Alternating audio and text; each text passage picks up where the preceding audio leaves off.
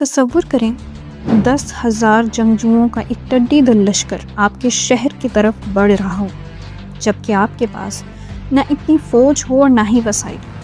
یہ عرب کی تاریخ کا سب سے بڑا فوجی اتحاد تھا، جس کا مقصد مسلمانوں کو جڑ سے ختم کرنا تھا۔ لیکن مدینہ کی سرحد پر دشمن کو ایک ایسی چیز ملی جس نے ان کے ہوش اڑا دیے۔ یہ سب تب شروع ہوا جب جلا وطن یہودی قبیلے بنو نذیر نے قریش، غطفان اور بنو سلیم جیسے بڑے قبائل کو مسلمانوں کے خلاف اکٹھا کیا۔ اسی لیے اسے غزوہ احزاب یا اتحادیوں کی جنگ کہا جاتا ہے۔ جب نبی کریم صلی اللہ علیہ وآلہ وسلم کو اس عظیم خطرے کی اطلاع ملی تو آپ صلی اللہ علیہ وآلہ وسلم نے صحابہ سے مشورہ کیا۔ حضرت سلمان فارسی نے ایک ایسی جنگ حکمت عملی پیش کی جو عربوں نے پہلے کبھی نہیں دیکھی تھی۔ وہ تھی شہر کے گرد خندق کھودنا۔ مدینہ 3 اطراف سے پہاڑوں اور باغات سے محفوظ تھا، اس لیے صرف ایک کھلے رخ پر 6 کلومیٹر لمبی خندق کھودی گئی۔ مسلمانوں نے سخت قحط اور شدید بھوک کے عالم میں دن رات کام کر کے اسے صرف 6 دن میں مکمل کر لیا۔ بھوک کا یہ عالم تھا کہ صحابہ کے پیٹ پر پتھر باندھے ہوئے تھے، جبکہ نبی کریم صلی اللہ علیہ وآلہ وسلم کے پیٹ پر 2 پتھر بندھے رہتے تھے۔ اس دوران بڑے معجزات بھی ہوئے۔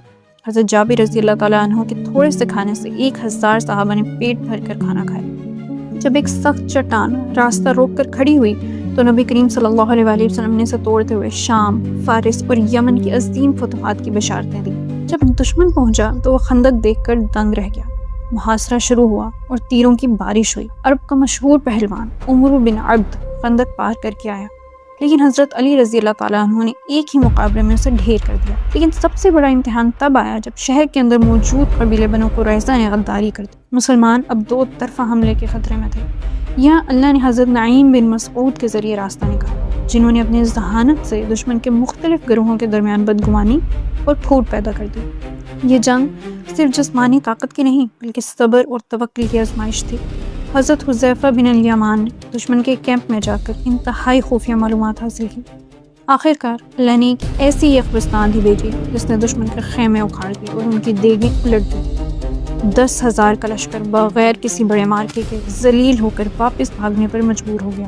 غزوہ احزاب نے یہ ثابت کر دیا کہ فتح تعداد سے نہیں بلکہ مقصد کی سچائی سے ملتی ہے۔ اس فتح کے بعد نبی کریم صلی اللہ علیہ وآلہ وسلم نے وہ تاریخی جملہ ارشاد فرمایا جو آنے والے کل کا نقشہ تھا: اب ہم ان پر حملہ کریں گے اور وہ ہم پر حملہ نہیں کر سکیں گے، اور تاریخ گواہ ہے کہ پھر ایسا ہی ہوا۔